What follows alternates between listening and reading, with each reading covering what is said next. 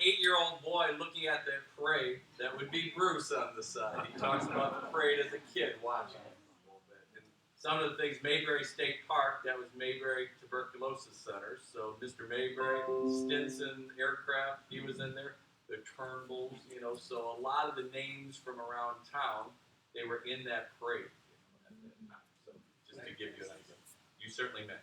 Not many cars with a lot of horsepower. A lot of horsepower, absolutely. I got a few things to say before we start the slides. Certainly. Back, start over again. In my talk tonight, it's just stories, and most of the stories are things that I have seen. I was here, I was lucky enough to be here when all these things happened, most happened. The first thing, I wasn't here, back in 1827, there was a man named Mr. Thornton. He lived out here on Novi Road and 9 Mile Road, and he had some cows.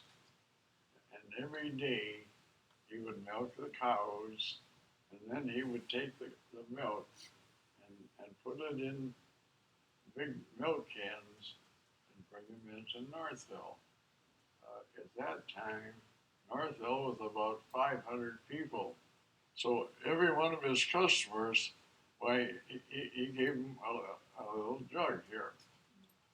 And then he would come down the street in Northville. This is one of the jugs he gave the people. He'd come down the streets in Northville, and then he'd take a big dipper. He had a horse named Daisy, and Daisy would come to Northville, and they had like a white wagon, and Daisy knew all the stops. She would stop at the houses. He would even bother touching her. She would just go up and stop. She knew where the customers were. So Daisy would stop, and the lady would come out of the house with her little pail, and he'd take a dipper, and he'd take the dipper, and he'd fill the pail up for her. And then she, once a week, then she would pay him. So then he would go back home again. So one day he went home, and he said, "Honey, anything happen?" She said, "Let me tell you." And so she said, "Little Patsy and I were in the kitchen, and I was making bread. It was in July, it was hot."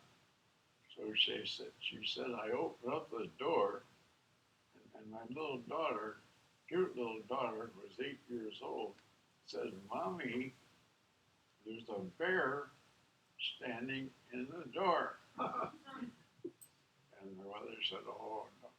She said, "Look, there's a bear." And sure enough, in 1927, here this big black bear was standing on his back legs.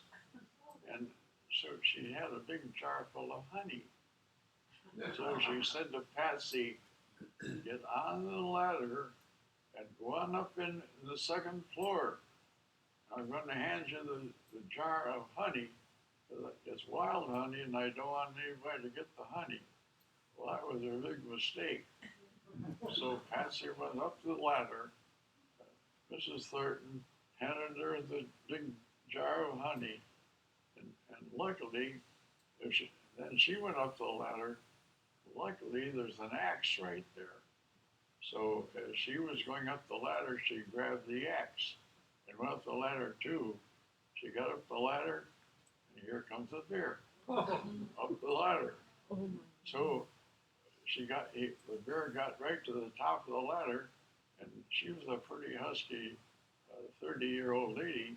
She took a big swat at him and hit him on the head and killed him. He fell back down off the ladder. So Mrs. Thornton was quite the popular woman in Northville. She's the woman that killed the bear. So I guess she did have little things happen to her. And that story is collaborated in different articles that were written around here in the first 100 years in Northville, what have you. So, true story, a little before Bruce. In Michigan became a state in 1837. Up to that time, Michigan was a territory. I have lived in Northville. In the house I lived in, it's almost 100 years old, or 100 years old. And on my abstract, it says on my abstract, the village of Northville, the township of Plymouth. At one time, Northville and Plymouth was all one township.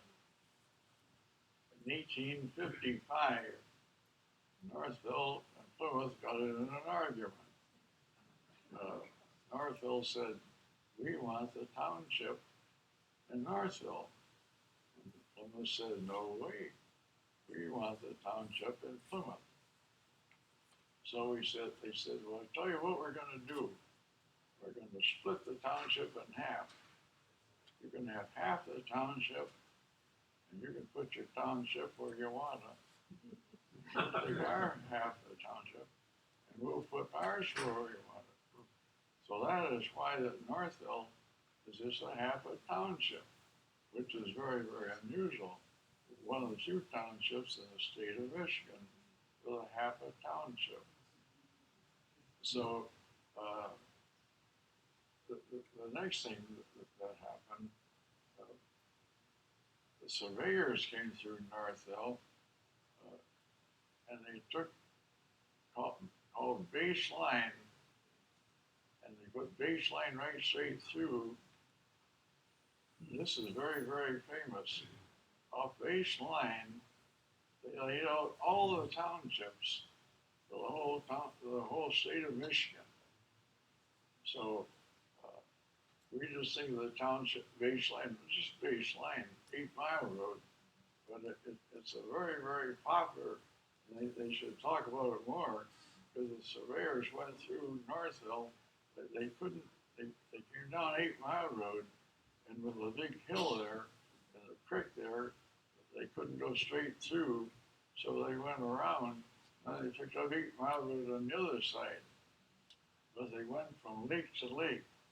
They went from Lake Huron, to Lake Michigan. It's baseline, all the way through. And where they went through, that's down by the cider mill, where it cuts through that baseline road. They couldn't go straight there, so if you envision the pocket. So I guess that's enough of the history of Northville. So if we're going to start the slides, Brian, we can start the slides. Any questions you have, they'll answer. Okay, this is a ski jump hill.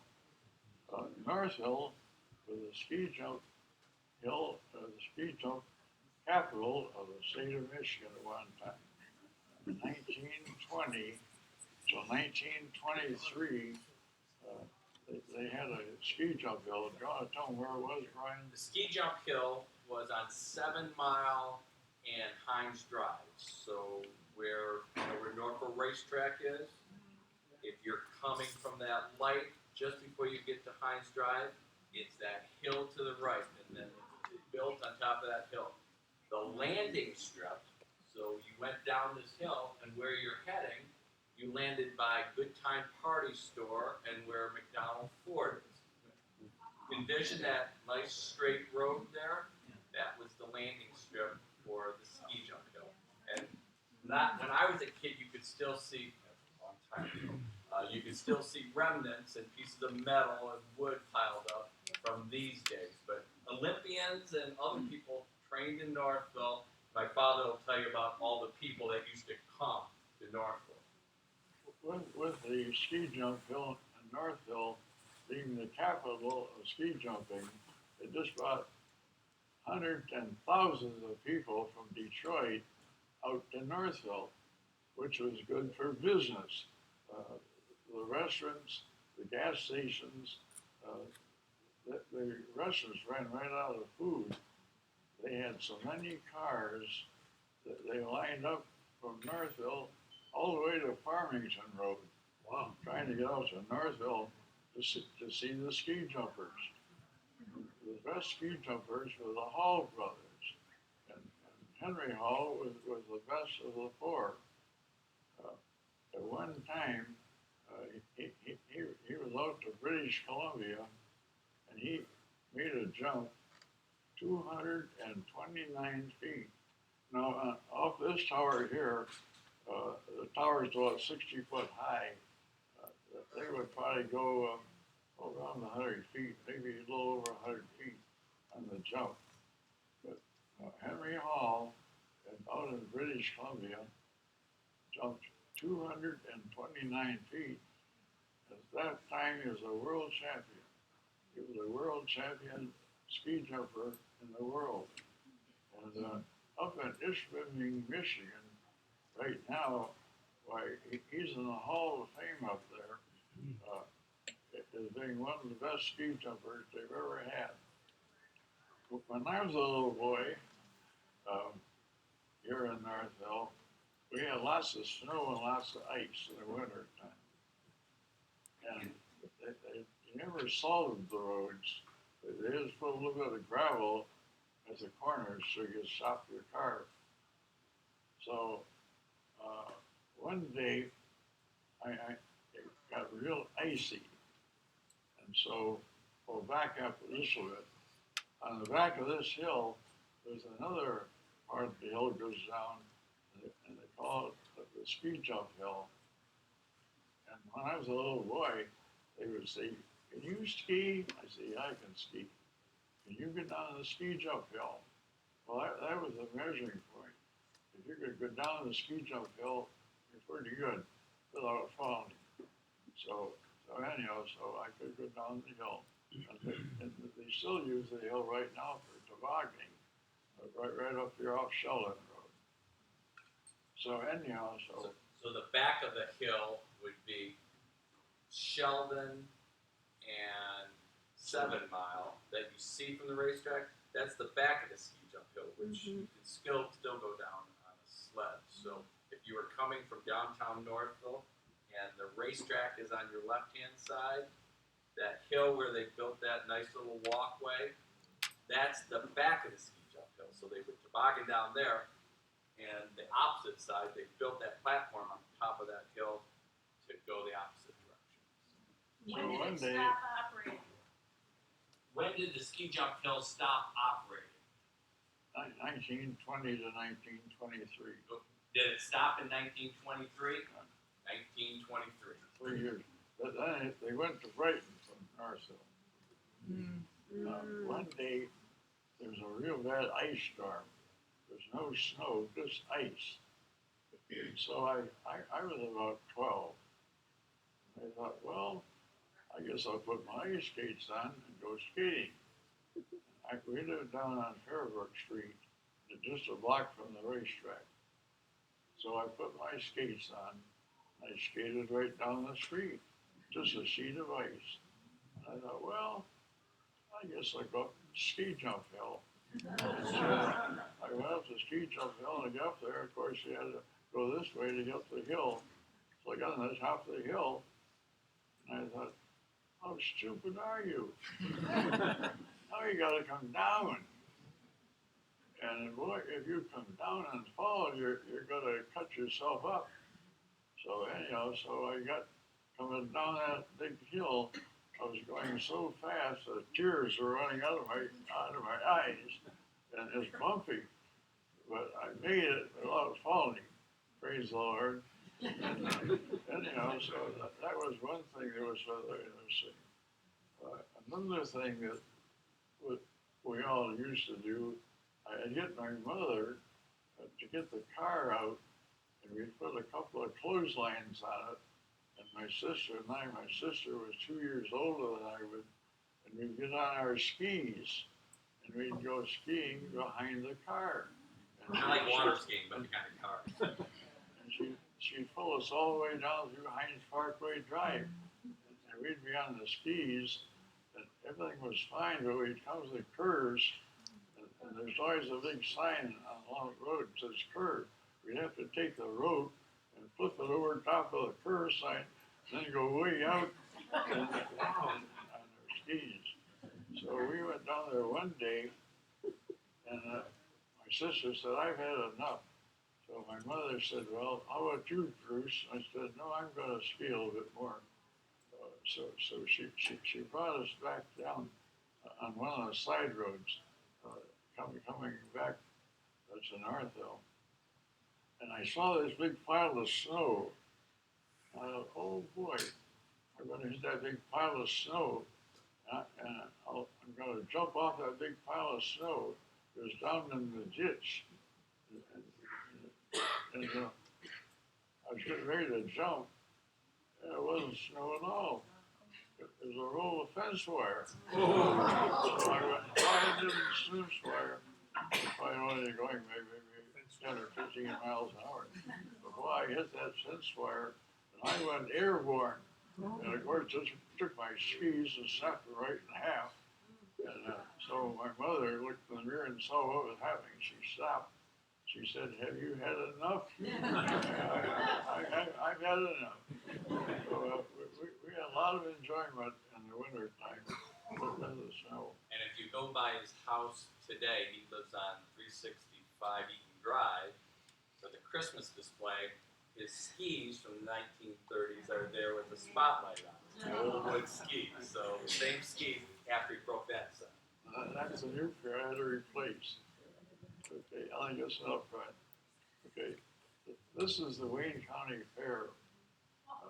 Northville at the Wayne County Fair was the largest fair in the state of Michigan outside the state fair.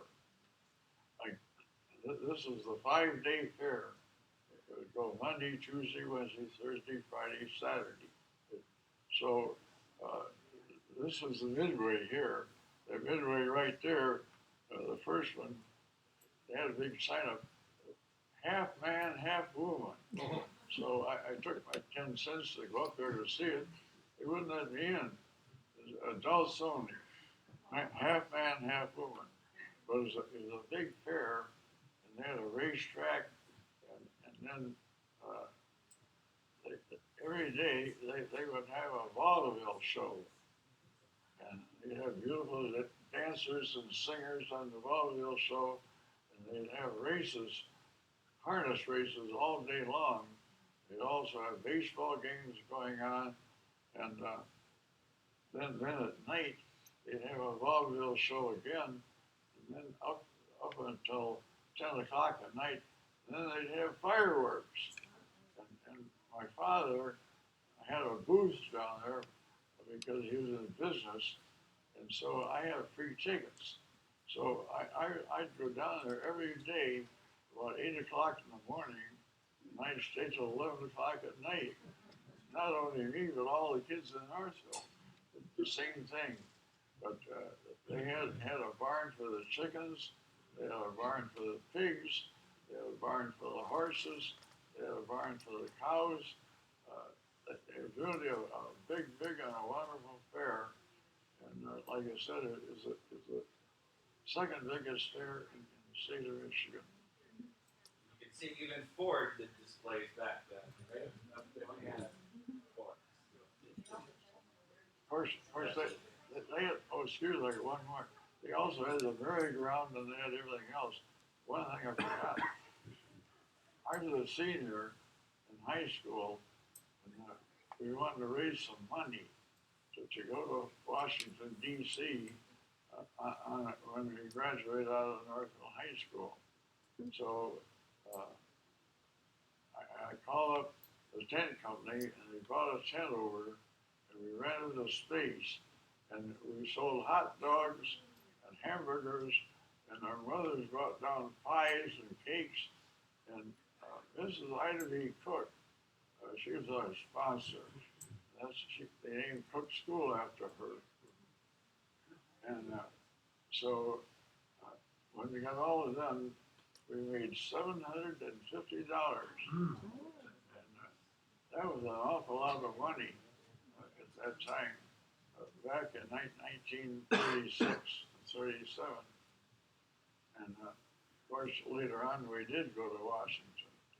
But it was a great fair, and I know I'd go down there on Sunday, watch them bring all the animals in, and then I'd go to the fair every day for 5 days. I'd go down there the next Sunday and watch them take the horses and things away. Outside of Christmas, this was the biggest thing in Northville. Okay, this is the fish hatchery. Tell them where the fish hatchery was. So the fish hatchery, today you know it as the Fish Hatchery Recreation Park. That is on 7 Mile between Rogers Street and Clement. So going towards South Line. So if you're on 7 Mile, you come up a blinker light and continue on. At that time, he'll tell you about it. There are like 8 to 10 ponds in the back full of different fish and even swim lanes in there. And Mr. Clark did that. He'll tell you all about that from Clarkston. But even when I was a kid, there were still those big like swim lanes where they used to put the different fish. All the ponds are gone today, but one. So you can see that size of that pond. Imagine, up to a dozen ponds back there where the tennis courts are and the ball fields for the kids. That was the fish hatchery. That's the location. And that building right there, down in the basement, they had about 12 ladies working down there, and they would get fish eggs that were already ready to be hatched. And they would hatch out the little baby fish, and then they would take these fish and put them in the ponds and let the fish grow a little bit, and then they would go out there with nets and net the fish and put them in milk cans and take the milk cans up north and dump the fish in the lakes. That's the way that they, at that time, was they would take and put all the fish back in the lake. So now they go up there by airplane and just open up the chutes and let the fish go by airplane. But in those days, why they used to put in milk cans and truck them up there. I have one of the milk cans on my front porch, and it says United States Fish Hatchery, Northville, Michigan, right on it. In the summertime, they would always take one pond and not put any fish in it. And that was our swimming pool. All the kids up there would have a swimming pool on the one pool. And these little ponds are just about the size of a hockey rink. Just about the size of what the Red Wings hockey rink. That's about the size of each one of the pools. So then in the winter time, there's our ice skating place. They would leave 2 open. So we'd go up there with our shovels and shovel the snow away. And that was our hockey rink. So we had our hockey rink there, and we also had our swimming pool there. The water that they got for the fish, if you go out on the creek there, out almost to Beck Road, there's a dam in the creek, and they would pick up the water from the creek and bring the water into the fish hatchery and fill all those ponds up full of water. Also, there's a spring right on 7 Mile Road right now, on the right-hand side of 7 Mile Road, and it's always full of water. And then the water goes under 7 Mile Road through a tube, and then goes down and goes into the creek. Well, they took that water and they piped that water into this building. And that's that spring water that they would use to raise the fish.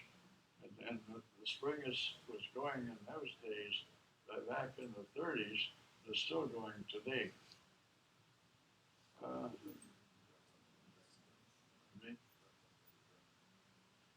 Okay, go ahead. And again, today, if you're going down 7 Mile, that's kind of the road that goes down to the fields in the back. On the opposite side of the street, on the north side, is a beautiful old Victorian house with a little pond. That was the superintendent's house for the fish hatchery. This was the working house with everybody working in it. So just to give you a vision of where that is. This This is is, a train, Salem train. so, okay, Salem train. all right. Back in 1907, on July the 20th, there were a train coming 60 miles an hour from Ionia. And with all the employees, well, all the employees, a lot of the employees were on the train and they're headed for Belle Isle for a picnic. They didn't realize it, but there's another train over in Plymouth. And it's on a work train. And they were working over there, and they had a big truck, a big engine there, and they had a couple of cars there, and they had gravel there. And so one of the fellows said, "Isn't it about the time we got off the track? Because that train is coming in from Ionia." And the fellow looked at the sheet, he said, "No, we got 15 more minutes." Well, he read this wrong. He didn't have any more minutes. So if you go out on Napier Road, 5 Mile Road, and stop your car, you'll see a real sharp curve right there on the right-hand side. And that's where the train coming from Ionia was going 60 miles an hour. And he got down to Plymouth, and the two trains came together. And of course, the cars, well, it shows some of the cars there. Is that the train? That's it. That is the train. That's all. Okay. You can see the engine and some cars. 31 people were killed. 100 were injured. And most of those ones that were injured, they would never be the same. They took the 31 people that were killed, and there's an orchard right there full of apples. They took the bodies up there and laid them like cordwood. And it was such a disaster. And all the doctors from Northville and Plymouth and all over came to try to help out. They finally had a train, came from Detroit, a regular hospital train, came out and took care of the people that are still living. They picked up all the bodies then and took them back down to Detroit. The man in Plymouth that read the instructions wrong, he was arrested, and he was going to have a big case on him for murder, but his family ended up and they didn't do anything to him at all. They just said it was an accident. They showed him the boat there, what time the trains were coming in, and it was very, very confusing. So part of the worst train wreck that they've ever had in Michigan. Okay, this is Mayberry. You want to tell about the Mayberry? I'll tell you that location. So that is, everything seems to be around 7 Mile. This is 7 Mile going west out to South Lyon and Beck Road. That entrance would be right there on that corner of 7 Mile and Beck Road. That was still there in the late 60s without it saying Mayberry Sanitarium. That structure was there until it became a state park, and he'll tell you it originally was a huge sanitarium. You're on, Mr. Turnbull. Okay. At one time, 7 Mile Road was the longest paved highway in the state of Michigan. It started at the lake and came all the way through to Mayberry State Park, or Mayberry Tuberculosis Sanitarium at that time. So it was the longest paved highway in the state of Michigan. And one of the first paved roads in the country. So this one lady came out there in the ambulance, and she got up to the gates, and she said, hold it, stop right there." And they said, "What do you mean stop?" She She said, I'm not going in. I said, you gotta go in. I said, I'm not going in. They said, why not? She said, look at this sign, may bury. I said, may bury me now or may bury me later. So I told him the ambulance said, hey, if you don't get back to the ambulance, you're gonna get buried a little bit quicker. But Mayberry Tuberculosis Sanitarium was a city within a city. Half the people of Northville worked out there. They had their own heating plant, they had their own septic plant. Everything is just like a city. The main building would handle 800 patients. The University of Michigan Hospital had patients for 800. So Mayberry Tuberculosis Sanitarium, the main hospital, was as big as the University of Michigan's hospital. You know how big that is. So the hospital ran until 1979. But we had an electrical store, and so we did all the wiring, a lot of the wiring out there for them. One day, they called up, they said, in the nurses' quarters, we had some trouble with some of the lights. Will you send out an electrician? So we sent out an electrician named Kelly. So Kelly was out there. Kelly's just a nice, short little Irishman. And so he was up in the rafters there, sitting on a beam. And down below there, it was all open. There's just partitions, but there's no ceiling over the room. So he's up there working, and all of a sudden, one of the nurses comes flying in there and starts taking off her clothes. Well, he's got a hammer in his hand, and he doesn't know what to do. He doesn't know he should holler out and say, hey, I'm up here. But she must have had a hot date, because she whipped out her dress, she whipped off her brassiere, she started, I guess her brassiere was a little too tight for her, so she was kind of wobbling or feeling around in that part of her anatomy. Okay. Poor Kelly, he's up there and he gets so excited, he drops the hammer. The hammer slips right out of his hand. And she looks up and she said, what are you doing up there? he said, I'm wiring. Well, she said, you're peeking at me. So anyhow, she turned him in as a peeker. He come back and said to my father, he said, I'm sorry, but I nothing I could do about it. So they got it solved. So you can see, this is unscripted.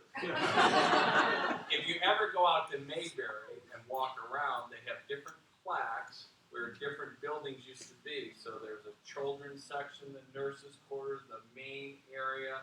If you ever go for a walk or cross-country skiing, look at some of those. It was a city in itself and a lot of different quarters. And if you come off of Beck Road between 7 and 8, those little brick buildings, those were the doctors' homes as you went in there. So it was, as my father mentioned, quite a city in itself. But sometimes, as you walk around and look at that, they have a picture of what used to be there. I know it's all open areas. A lot of those were ruined buildings, back in the 60s and early 70s, and then they just, cleared everything. But it's interesting to imagine what it was. There's 900 acres of land out there. A lot of those trees in the forest, the original trees. I was out there one day. This is a bottle that says Mayberry Sanitarium right on it, Northville, Michigan. And I was there in the office, and I said, I would like to buy that bottle, because I have one of the bottles from every one of the dairies in Northville. And they said, Bruce, we're gonna give it to you. Well, I thanked them very much because that little bottle, if you went to an antique store, it'd probably be, $25 or $30. But anyhow, I said, where did you ever get it? They said, over by the main building, there's a woodchuck hole. The woodchuck was digging in the hole, and this thing was in its way. So it just pushed it up out of the ground. So that's where the bottle came from. So they had their own farm and produced their own food and the cows for the milk, and they bottled everything. So it was a city in itself. But what year did they stop having? I think it was up till the late 70s, 1979 or so. 79. No, actually, I can tell you for Oh, sure. tell me for sure. Yeah, 1970 is when City of Detroit, which ran Mayberry, it belonged to the City of Detroit, and it became, they sold it to the state for the park development. I lived in one of those houses. Oh, so you know the My house that I'm father, talking yeah, worked for the City of Detroit, and in that transition There's time, one they more allowed story people about the to live there. tuberculosis there. Yeah. So Oh, it excuse me. stopped in 1970, basically, late 69. And they had some of the doctors lived there, Dr. Dr. Romani. Romani, Yeah. Dr. Kloppenstein, Right, in those several homes different right doctors there. are neighbors. Yeah. Absolutely. He stayed on, I think, last. Didn't he close it up, Yes, Dr. Romani? exactly, and then they built a home on Beck Road Right. across from there. Yeah. Yeah. To get the doctors to come out there, they had those real nice brick homes, and they gave them a place to stay. Just recently, in the last 5 years, Dr. Romana and I put on programs, and he would tell everything about tuberculosis, and I would tell him the history of the place. So we worked together, and I miss him real much. So imagine my dad would do an hour on Mayberry with Dr. Romani. So every one of these slides, he can talk for a while. We have to close the library now. Quick question. We will have all the questions at the end. We have a lot of slides. But yes, sir. I had an aunt that was sent to Mayberry back in the 60s, but luckily, apparently, she was re-diagnosed with it and released a few months later. But would you have any idea what the success rate was then? I don't know what was the success rate at Mayberry Tuberculosis What's Center. their percentage? I would be guessing. It wouldn't be 50%. The only thing to take care of tuberculosis was fresh air and sunshine. And of course, Northville had lots of fresh air and sunshine. Then later on after that, they would collapse a lung. They would take one lung and stop it and let it rest. And then after a period of time, they would start that lung back up again and stop the other lung. And that seemed to help out too. Later on, they come out with a medicine called streptomycin.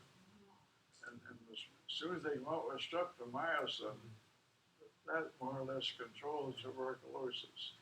And now they have a new medicine better than streptomycin.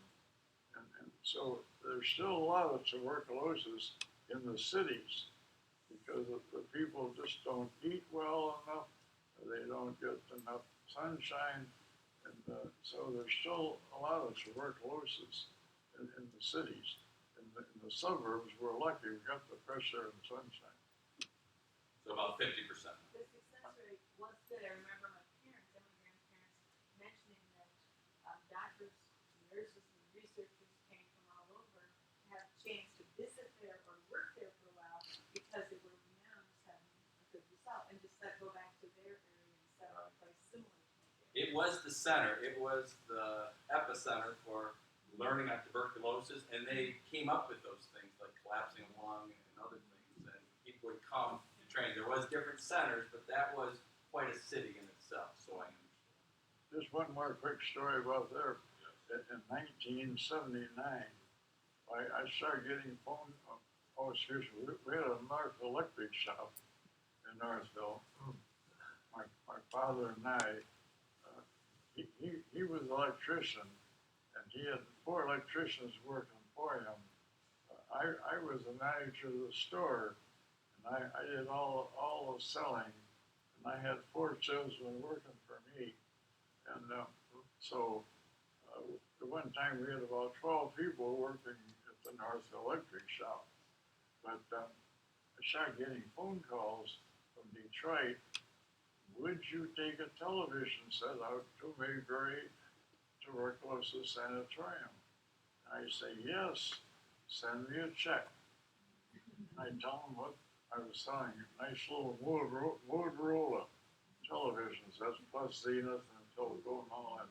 In the late 50s. But anyhow, I have this nice little Motorola, and they say how much, I tell them.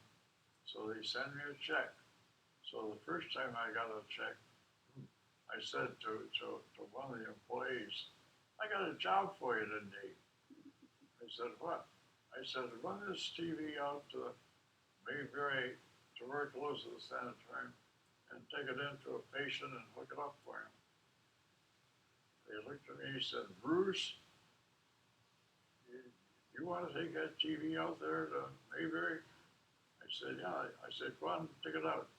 He said, you're going to take it out. I said, I'm not going out there because I know how to get tuberculosis. And I said, you're kidding. He said, no way, I'm not going out. So I went out. So I go out there and go in the patient's room, and the patient would be over to one side, was all covered up, and I'd go in and they'd put a mask on me. And I'd put the TV in there and hook them all up and get it going. And they were so happy that they had never seen television before. So then, like I said, after they got stripped from medicine, by then, they could do away with the tuberculosis.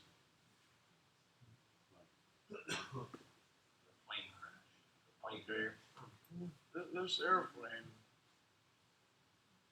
came over in Northville and had some problems. It was a jet airplane. So it came from the east going west. So the pilot got into Northville. So he set all the controls to have it go out towards South Lyon, then crash out there in the fields. And he jumped out of the airplane in a parachute, and he came down here in Hines Parkway Drive. Well, the city airplane got halfway to South Lyon and turned around. Came back to Northville. And all of a sudden it went straight up. And then it turned around and started coming straight down. And my wife and my family, we lived about 2 blocks from where this crashed. You want to tell them where it crashed? So you're at the Northville Library. This is Katy Street. Just down Katy Street, about 300, 400 feet on the other side of the school is where it came down on the north side of the road. So right here, and this was in the 1950s, early jets, and they were testing them, and it came down literally within a football field of here. Yes. So my wife was out in the yard, and it coming down, it was just screaming. You could hear it coming down. And it lit right in the backyard next to a lady named Mrs. Angel. These 2 little old ladies lived right in the backyard, and their house was 150 feet deep A lot. and 50 foot wide.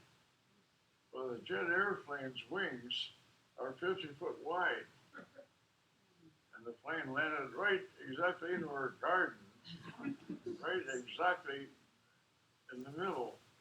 If it hadn't, it would have taken out half of the block of houses there.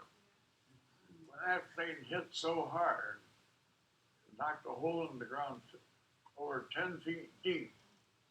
And it shot fire all over, and it started a house on fire across the street.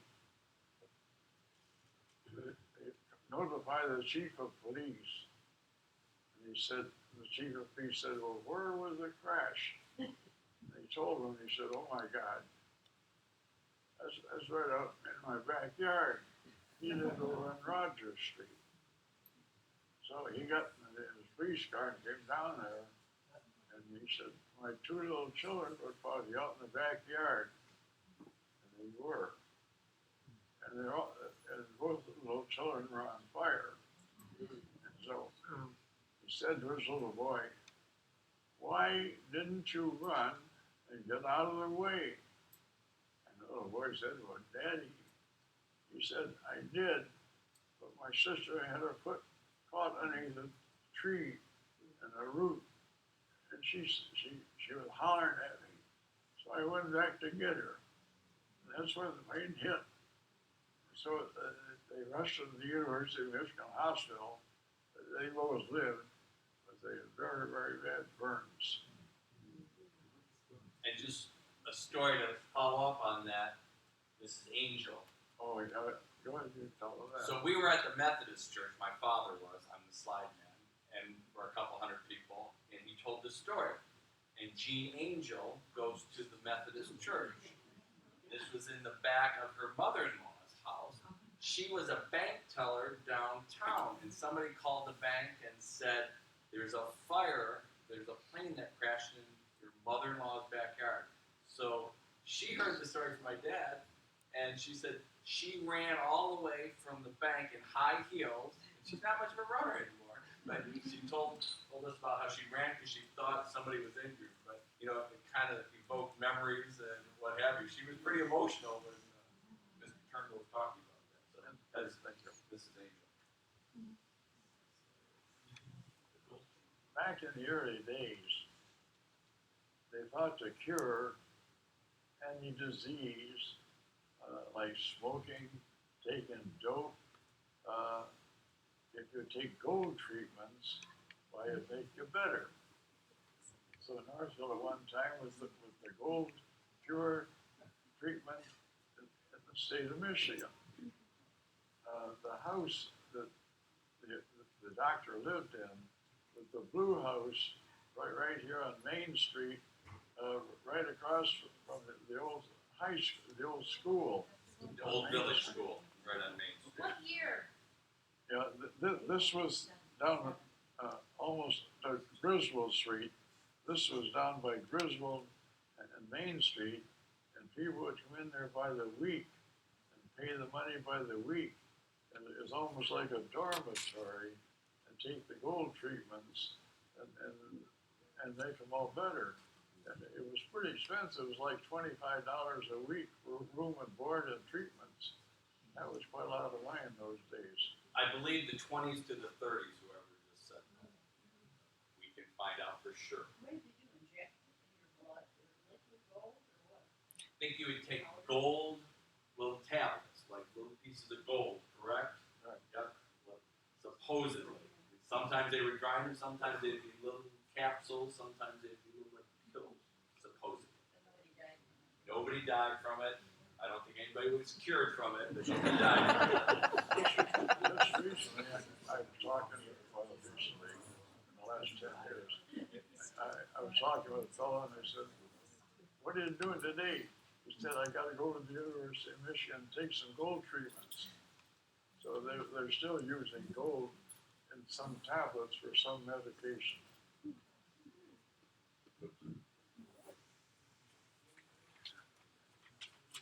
Okay, this is a very, very interesting one. Mr. Rogers,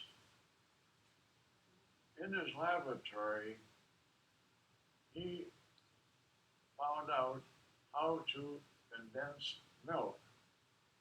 And he lived on what they now call Rogers Street and 7 Mile Road.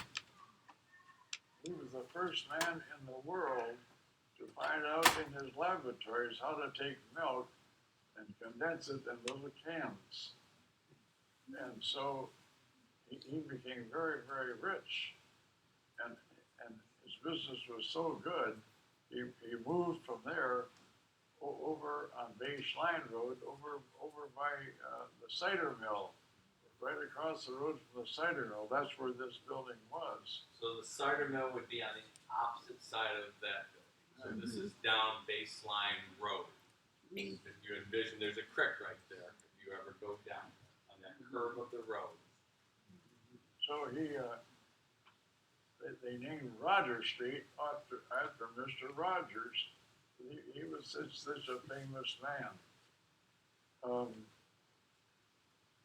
I might as well tell the rest about their. Go right ahead. Later on, he had a son, and his son married the Thornton girl, the one her mother and she were up there with the mayor. But this would be the granddaughter. It all comes together. And so, Mr. Rogers' son married the Thornton girl, and of course it was quite well to do. So for a wedding gift, he built that nice home over on 9 Mile Road, which is a restaurant right now. It's a Japanese restaurant. Cheryl, what used to be called the White House, that was the Rogers Mansion that was built kind of from condensed milk.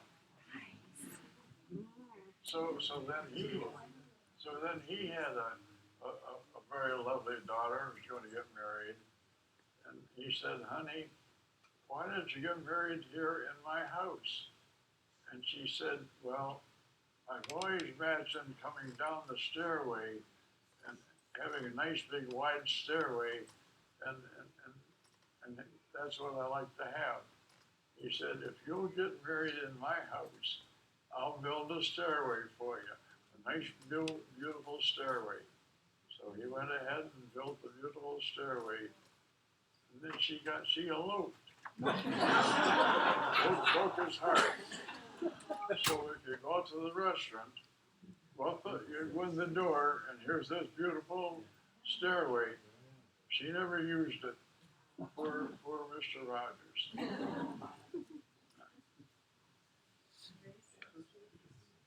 This house here is over on the north side of Northville, and anyhow, what happened? Mrs. Rayson was in the kitchen, and where Mr. Rayson, she lived. That house is on 226 Rayson Street. It didn't look like that when she lived there. This has been remodeled. But Mr. Rayson said, "Honey, watch when you go out of the house, because there's a big icicle right over the doorway. So if you go next door for a cup of coffee, be real careful." Well, she forgot that. So she went out the door, slammed the door, down came the icicle, hit her on the head, and killed her. She laid there in the snow, and everybody in Northville said, "Who was the lady who was killed with the icicle?" And they said, "That was the Cabbage Lady, because she raised cabbages and sold them all around Northville." Right now they call that Cabbage Town. And a lot of Irish lived in that part of Cabbage Town, Northville, Michigan. thus Cabbage Town. In the cemetery across the street here, there's a tombstone telling the whole story about that. And then on Halloween, there's a lady dressed up like Mrs. Grayson, and she's told the whole story about getting hit on the head with the icicle. So that's continued every year. If you go on the walk at Halloween. So it was documented in the Northville Record, 1909, about the story he just talked about. She was pretty elderly, I believe. So if you go up at the cemetery, the tombstone up there, you can read today, it says on the tombstone, "Met death from ice falling from the roof of a neighbor's house." And it has a big stone, the racing, all the racings are there. So that's just right up the street. It's on the back, left-hand side of the cemetery. Back, the left-hand side, that's where the tombstone is. And this, you know where Parmenter Cider might know is. This is what it looked like. You know, that says 1970, but it's been there for a long time. My father again, Baseline Road as you come in off of Griswold, which is, where are we? Over there. In the early days in Northville was one of the most difficult towns to get through. You'd have to come down 8 Mile Road, come around the curve, down by the cider mill, come up Baseline Road to North Center Street, take a left hand turn on Center Street to get downtown Northville. If you wanted to go west, you'd have to go on Randolph Street, back out to 8 Mile Road again. There's no direct way to get through Northville.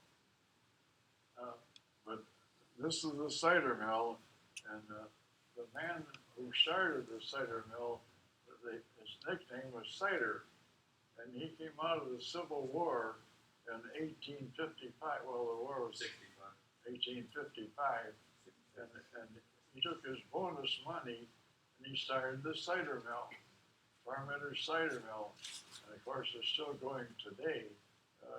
I went to school in Northville, and 2 of the Parmenter kids were in school at the time. Bob Parmenter and his sister, they were there, but the Parmenters sold out, and of course somebody else bought it now. But now they have Northville wine there, and it's quite a place to go there now. Okay, the Opera House.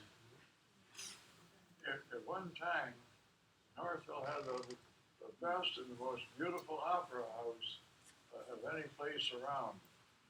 You want to tell them where it was? So again, this is Dunlap Street and Center Street. Rebecca's is right over here. So it's that corner area of, again, Dunlap and Center Street, across from the old Methodist Church or whatever they call that square now. Tuscan Cafe.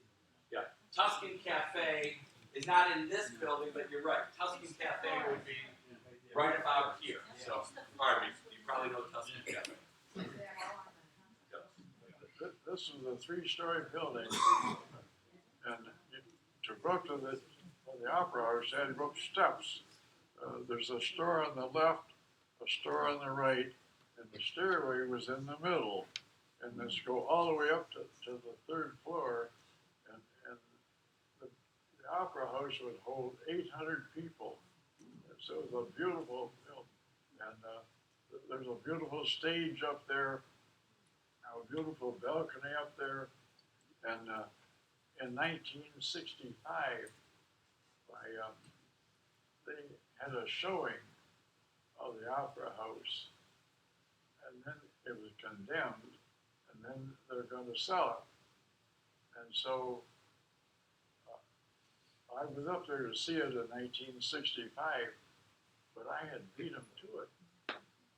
When I was about 14 years of age, my buddy and I, we went over there with a screwdriver and a hammer, and we took some of the boards off the windows, and we went in, just the 2 of us, from on the 1st floor, and we looked all over the Opera House.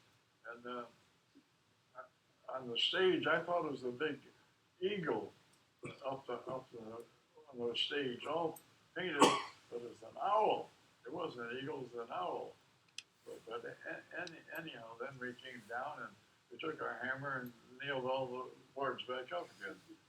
I saw it twice, once when I was 14 and once when I was a little bit older. But then Henry Ford wanted to buy it and take it down to Greenfield Village and take it all down and put it down there. So we went out to see Mr. Pickard. Mr. Pickard had a meat market here on this end. And so he said, Mr. Pickard, how much do you want for the place? He said, I want $25,000. But he said, you're a rich man. He said, to you it cost you $30,000.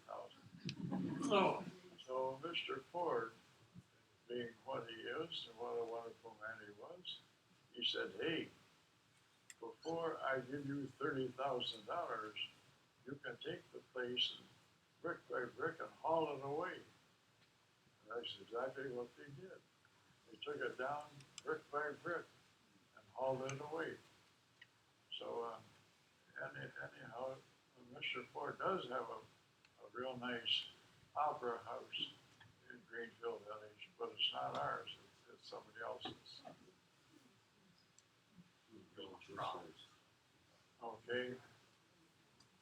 But back in 1890 to 1929, Northville had 2 streetcars lines.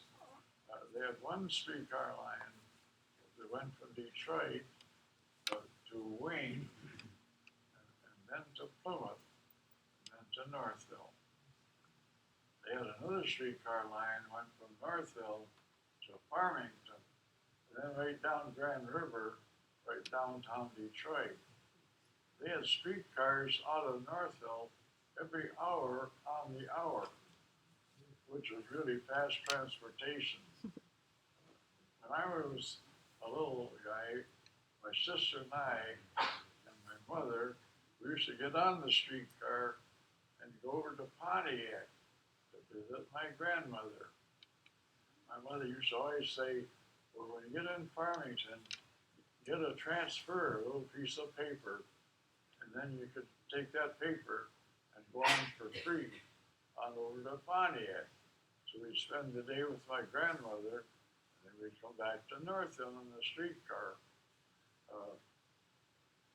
There's a fella here named Jim Spagnolia. And it came on what do they call it? Where you had the pumpkins out there. What's the name of that? Halloween. On Halloween, the kids greased the track coming up into Northville. The streetcars would come into Northville, and then they would change the tracks, and then they would come up Northville, and then right on Center Street, they had a box, and when the streetcar was coming, it would turn green. So you knew the streetcar was coming. There's a little place that you could wait for the streetcar in one of those stores. Well, anyhow, we used to. It doesn't show the. We show it in another picture, and just for location, you're right on Star Manor. So that was the old hospital of Northville. My older brothers were still born at right. Yeah, it's called. And so everybody in Northville, up to a point, was born. It's called Star Manor. Star Manor. But they changed it quite a bit around. It's a 2-story. That shows. I guess it does show a 2-story building. But they had the hospital there, and then next door to it, they had the nurses' home. They had a regular home for the nurses. The next door to that, they had Dr. Snow's office. And then next to there was Dr. Snow's home. So Northville had a regular clinic there, and if anybody wanted any operation, they would go to Northville to have their operation. But Mr. and Mrs. Sessions had a home there, and she started taking people in. And her husband said, "Hey, honey, if you're going to do that, we might as well have a hospital." So that's when they built the hospital. So there's the crow's nest that we were talking about.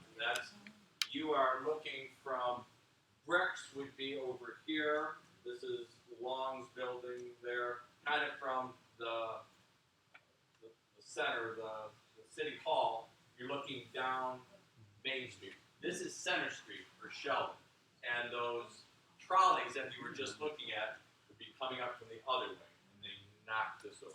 Show them North Electric Shop too. So a highlight, the original North Electric Shop on the latest History of Northville book 2, that's where my father was born, on the second story of the Northville Electric Shop. So that was this side of Center Street. You want me to tell the Dillinger story? You're going to tell that, of the where it ended up. shop ended Well, up. I'll tell Okay, that. you'll tell them that. So this was the Northville Electric Shop. This in the mid-1800s was Star Laundry, but this is the second story, and it says this is the latest History of Northville book. Inside the cover, it says this is where Bruce Turnbull was born. So that's a look at some of the old buildings. I believe it was. I believe it said some of the shops, and they have copies here you can get at the library too. Correct, Wendy? Yeah. Every book you see is available at the library, and if you have any questions on history, Wendy is the expert at the library. You're on, Mr. Turnbull. You lost me here for a minute here. We'll be talking about the man shop at Crow. The Northville Electric. Yeah, I was just trying to think, to show a picture of the electric shop. Yes, right here. No, The sign. Nope, not the building itself. Does it show this building here? It does not. Okay. There's a man named Archie Bradner. And Archie Bradner, he and his father owned this building. And Archie Bradner and his father used to make shoes. And so they sold the building to a company that was a laundry. But Archie, they let him sleep upstairs. They had an apartment upstairs. So when my father bought the building, Archie said, well, where am I gonna go? And so my father built a shack for him up on the back of the building. And so that's where Archie lived. Archie's job was to go over to the library and make a fire in the library in the winter time when something is going to happen over there. The first library in Northville is down at the mill race right now. It was right on Main Street, and it was for men only. They didn't figure the women needed any library, so it cost $1 a year, men only. So that was the first library in Northville. And that right now it's a store down at the mill race. The second hospital, the second library, was right there, right by Bricks, going down the hill. You want to tell them where that was? So, Well, again, I'll tell you. Right down toward the post office. Mrs. Lapham lived across the street, Dr. Lapham, in the old Lapham house. The Presbyterians here in Northville got into a big argument back in the early days, and they said, hey, if you don't like our church, get out of here and go build your own church. So they did. They built the library. They built the building that later on was the library. Later on, over a period of years, a lot of the Presbyterians went back to the original Presbyterian church, which is there now. And then some of them went out to a hall on 7 Mile Road in Napier. It was a dance hall, and there's some girly-girlies in there. And so more or less is a house of prostitution. So the police closed it down. And so they moved out there in the hall. They used that for a church. And then from there they went over to Salem. They built that church in Salem. And the church is still there in Salem. But that's what happened to the Presbyterian Church, and that's what happens to the libraries in Northville. Poor Archie, just one more, and put the word back on the police.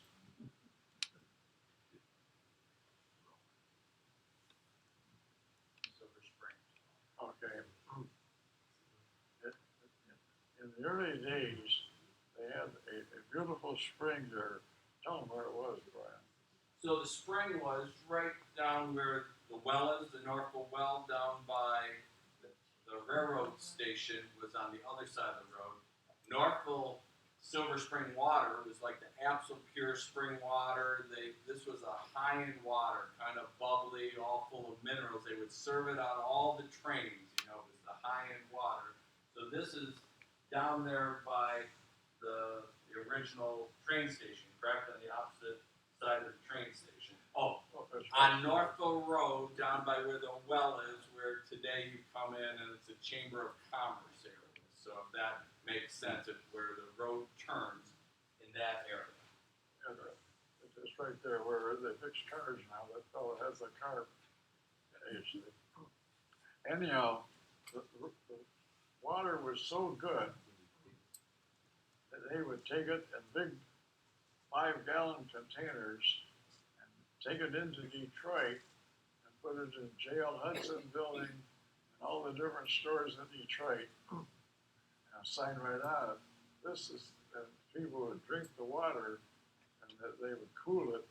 They would say, this is Northville Silver Springs water.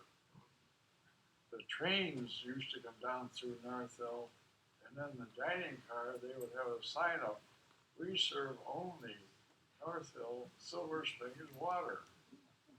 Later on, they did some excavating there, and they reversed the water, so the water started going east. And so later on, those lakes out there on 8 Mile Road, which is 30 and 40 feet deep, right now, is Silver Springs water. So people would have Silver Springs water to drink. That fountain down there by Chamber of Commerce, they have a well there, and they have a pump on it, and the Rotary Club keeps replacing the pump.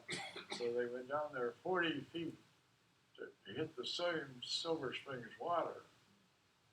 At one time, they didn't hit the water yet, so they hooked up with the city of Detroit water on it. So people from Detroit would come all the way to Northville to get some of that Silver Springs water, and then they'd take it all the way home back to Detroit. And they didn't realize they're drinking Detroit city water. But anyhow, right now, it's down there about 60 feet, and it is the Silver Springs water. You want to talk? Well, the train station is right beside that. This is the train station. It's kind of interesting. The trains used to come by Northville about 50 miles an hour. If you go down there sometime, there's a platform right beside the railroad track on this side with a hook on it. And the trains would come flying down through Northville, and the fella had a stick with a hook on it, and they would take the mail bag from the post office and put the bag full of mail, and the train would come by with this fella with a hook. He hooked the mail right in and on the fly, and away he'd go. The man who used to take the mail down, his name Mr. Perrin, he had a son, and his son and I were buddies. His name was Elmer Perrin. And so Mr. Perrin said, look, I'm going on vacation. Would you and Elmer go to the post office and pick up the mail bag and take it down and hang it on the hook? So we said, oh, sure. So we got on our bikes, and we got the bag, took it down there, put it on the hook. Well, the mailman made a mistake. He caught the bag and ripped the bag open, and the mail went all over. And so he kept on going, of course. So poor Elmer and I, we had to go and pick up all the letters and put them in what we could find in the bag and take it back to the post office again. And they said, we're never going to have you to take the mail anymore. Well, it wasn't our fault, but anyhow, the hook is still there. When I was a senior in Northville High School, we went down to the depot and took the train from Northville to Washington, D.C. We took the train into Detroit. From Detroit, we went to Washington. And we stayed for 3 days in Washington and then came back to Northville. Mrs. Ivy Cook was our sponsor. And I said, Mrs. Cook, would you like to go on the train with us? And she said, oh, I can't afford it. And it was $37.50 for the train ride and the hotel and the whole works. So we collected money and we took Mrs. Cook with us. She went for free. Again, this is on the opposite side of the tracks where today the Chamber of Commerce and the well is, where you go to get water. Same location of the tracks on the other side. You have to go under that little bridge and then be up on your left-hand side. So if you envision that, if you went down Norfolk Road on the turn on the other side. If you ever go down there, on the other side of the track, all the parts and all the concrete, everything for the depot is still there. So Northville has its ruins also, just like Rome. Stinson? Okay. This is where Mr. Stinson used to make the airplanes. He made a wonderful airplane, and it's called the Stinson airplane. And it's right now, he sold out to the Piper Cub. So the Piper Cub airplane today is really the Stinson of yesterday. Does it show also the airfield? It does not. Does it show No. that? Why don't you talk about them taking the planes out to Yeah. the airfield? Yeah, I thought I showed one of the airfield. No. Okay. They tell them where the airfield was. So two things, where this is, I'm a topography man. This is down by where the car wash is in Northville. In that industrial area, you can still see a couple of those old buildings, and he's going to show you, the next one is the Globe Furniture Factory, which built an awful lot of furniture in the States. That was right next to it, so that was kind of the industrial area of Northville. And some of those buildings are still there. If you went by the Performing Arts building, what is that called? Tipping Point. This is past Tipping Point, so that is in that section. The airfield which he's talking about, they would build the planes here, and without the wings. Oh, he'll tell you about that. I will tell you where the field is. The field which he's going to tell you about is out on 5 Mile I'll and tell them. That's enough. 5 Mile and Beck. That's enough. Thank you. Okay. Brian, he's like I am. He's very, very quiet.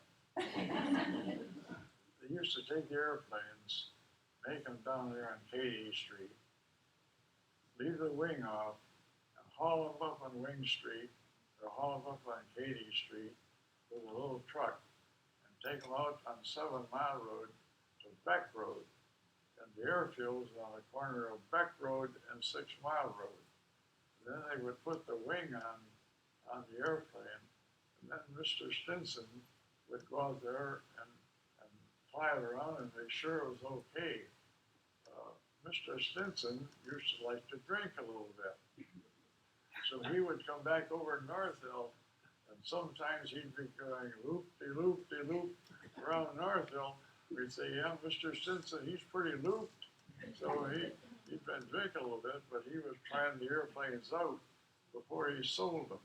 And Mr. Stinson used to live right on Thayer Boulevard, just a block from where we live right now.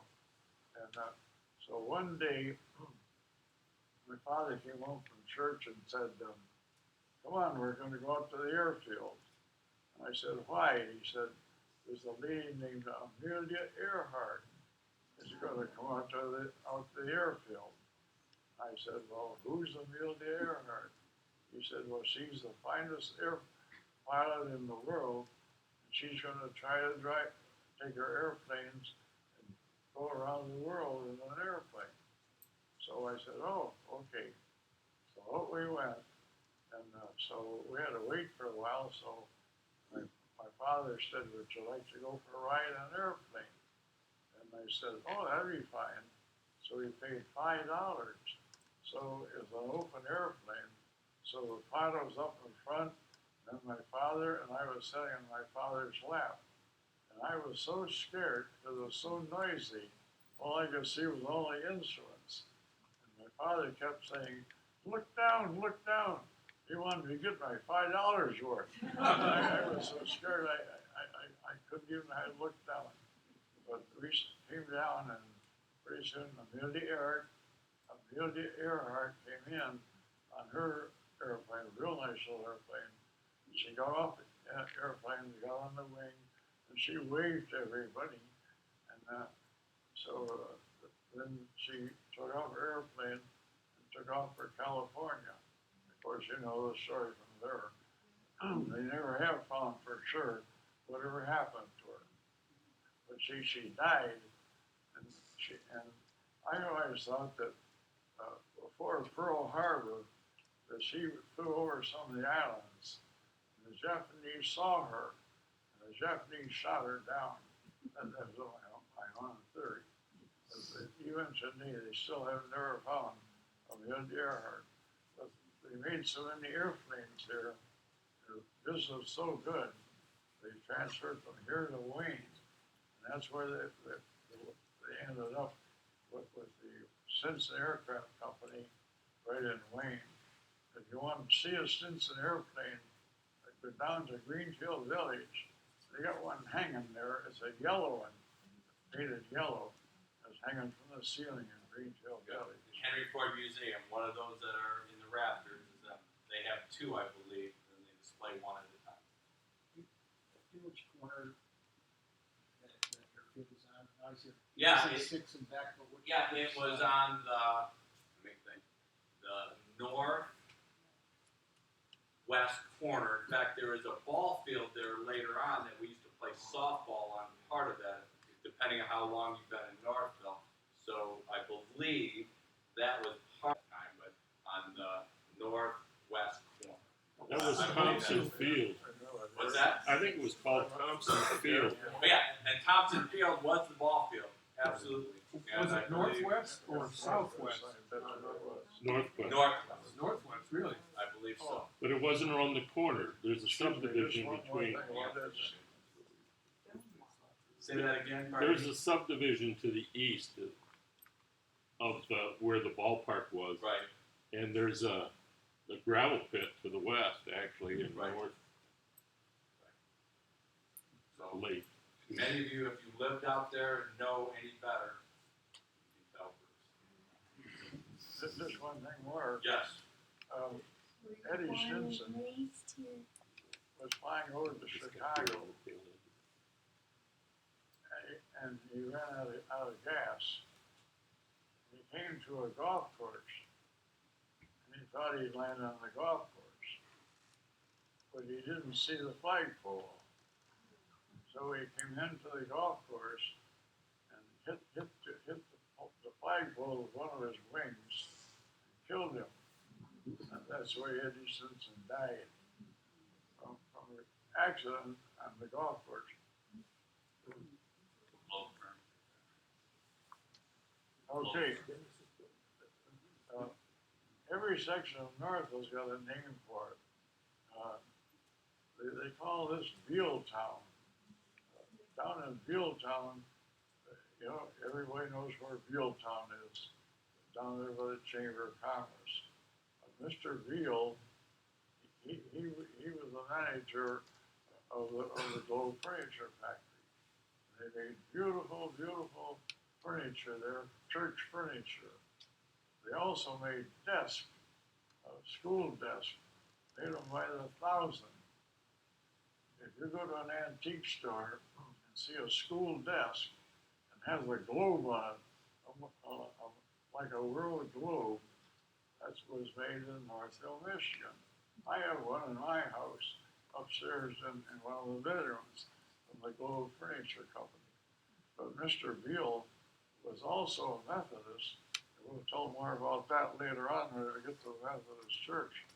But later on, this place burnt, and I was down there and watched the fire. But he made beautiful furniture. But that was Beal Town because Mr. Beal, he was the superintendent of the factory. That's down by the VFW Hall on Northville Road, by the Marathon Station. Oh, it's right As you across go the, around the, it's right across the Chamber of Commerce. that starts at across from the Chamber of Commerce, where the well is. That's kind of the start of Bealtown, and that goes all the way to 7 Mile and Northville Road. That's right next to that restaurant, what it's called, the Wagon wheel. Wagon wheel. Wagon Wheel is part of yeah, Bealtown. right next to the wagon wheel. Yes. So, this is not the village workshop The building? last one, No, it is not, but it's in that same structure. It's in that same area. There's about 4 or 5 industrial buildings, so that is correct. It would have been across the street, I believe, from that. But in that building, if you've been in, they have some aircraft things and talks about Stinson. It's in that industrial area, so they are correct. The planes went right by that, and different pieces would this be is the last seen. one. This is the last one. Okay. I'll tell one more little story on this one here, and then we're all done. Tell about my father. Back in 1924, a thing called radio came out. And so my father was a Baptist. So on Sunday in the Baptist church, they said, Mr. Turnbull, Senior, which I was just a little guy, 1924, I was 5. He's going to try to get a signal all the way from Detroit without any wires. Unbelievable. A miracle. Up to that time, if you want to make a telephone, you had to have a wire to run to get on the telephone. In the Methodist church, the minister said the same thing. Come on over at 3 o'clock this afternoon, and Mr. Turnbull is going to try to get a thing called radio and see if he can't get a signal. So my father had a store in Northville where he sold appliances, and so he ordered an Atwater Kent radio, a real fancy one, 8 tubes, and he ordered it, and they shipped it out to him. So he had an 8-tube Atwater Kent radio. So on Saturday, he went over and we got on the inside ladder and went way up to the tower and took a piece of copper wire for an aerial. Thank you for visiting the Northville District Library. The library will close in 10 minutes. Please bring all books and other materials that you would like to borrow to the circulation desk on the upper level. The library opens tomorrow at 10 a.m. You have 10 minutes, 10-minute warning. And by the way, this is the old Methodist church, and so all the churches that come to the Methodist church, this is on the corner of Dunlap and Center Street. Still there today. You have the little square in front of you, and they've redone the second story to be a living quarters, but same building today. Used to be a clock when I was a kid, and even back way then. Across from Cashlands too. Yeah, across from Casterline's funeral home. Anyhow, that clock, they put the clock in for $10,000, the city of Northville. It only worked for 5 years, then it quit. So then they never did anything with it. Anyhow, so my father went up to the top of the tower with a piece of copper wire and ran it all the way down and ran it inside the church up to the pulpit. He got up on the pulpit, got his Atwater Kent radio there, and the place was just packed full of Methodist and Baptist people. And he was there, and he was turning there's 4 knobs. He was turning all the knobs, and it was squeaking and squawking. And finally, it quit squeaking and squawking, and it said, "This is WWJ, Detroit, Michigan." Wow. And people were so happy, they stood up, give a standing ovation for the first time, 1924, that people had ever heard of radio all the way from Detroit to Northville. And looks what happened in the last 90 years. Looks what happened. There's more things happened in the last 90 years than there did in probably the last 1,000 years before that. Thank you very much. If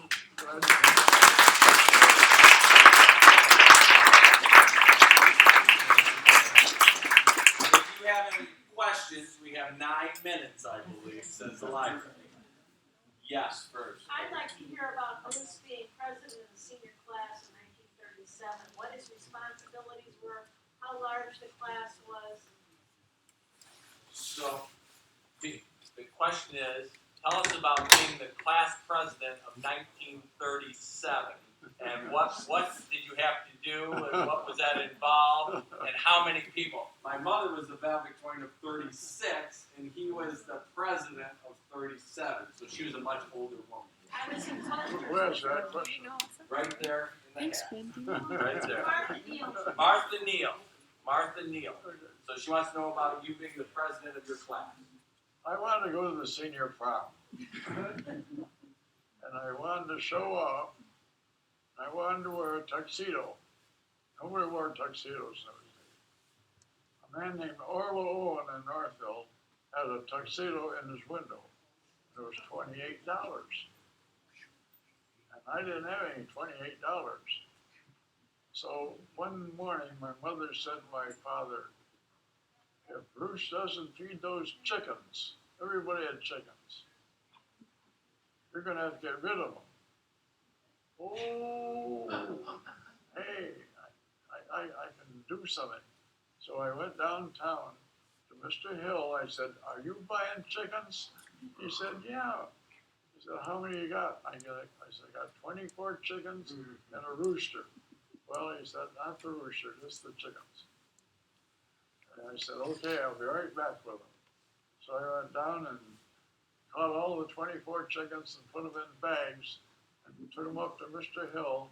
Mr. Hill gave me some money. I went down and put a deposit on the tuxedo. So I got the tuxedo, and I told him I'd pay him later, so I think my mother went in and paid the rest. But anyhow, I went home. The next morning I heard my father say, Jenny, call the police. Somebody has stolen my chickens. And I'm upstairs getting ready to go to school. I was, oh my God, I'm in big trouble. And I want to see my father today. So I got dressed, I jumped off the roof, went to school without my breakfast. Anyhow, so the senior prom came, and I went to the senior prom. And I was so embarrassed. I was the only person with a tuxedo, but anyhow, everybody else just had black suits on. But I wore my tuxedo. And anyhow, so then finally I had to face my father, and he grounded me for the whole summer. No car. I had a date. I had to get somebody else to go, so it was well worth it. My one day being a senior for the senior prom. So anyhow, How many people were in your graduating class? in my senior class there was 54. Wow. And there's 3 of us still living. Carl Stephen, who lives in Northville, he's living. He's up on Clement Street. And then there's a girl named Dorothy Niles, and she lives up on off Center Street. Anyhow, me. There's 3 of us left out of 54. All the rest of them have died. How about Junior, my neighbors Junior and Laura Hicks? Oh, Junior and Laura Hicks. Why don't you tell your Laura Hicks story?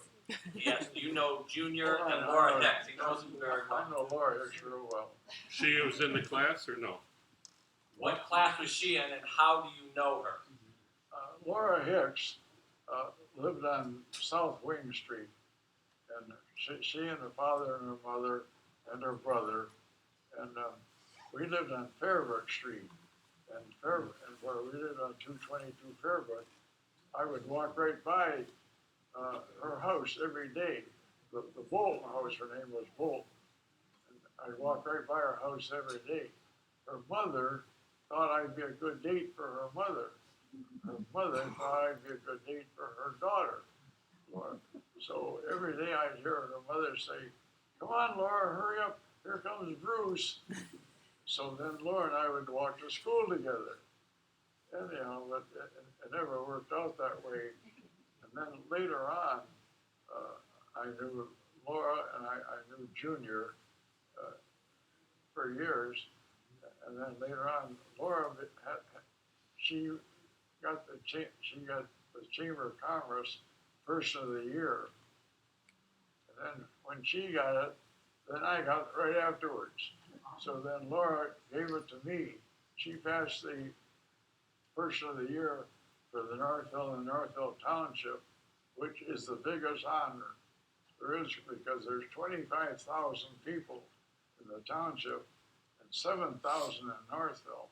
So there's about 31,000 people, 32,000. And so Laura passed it over to me. And I read in the Methodist Church every Sunday to see if she and Junior are still living, and they are. Well, they are. So I'm so happy. So I've known Laura. I knew her father. I knew her mother. I knew her brother. I knew the whole family. She graduated a couple of years after my father. She was younger. But Junior might have been No, the same. Junior wasn't. She was. And Junior was 2 years older than older than you, right? Junior graduated in 1935 with my sister, with my wife. Laura graduated. I graduated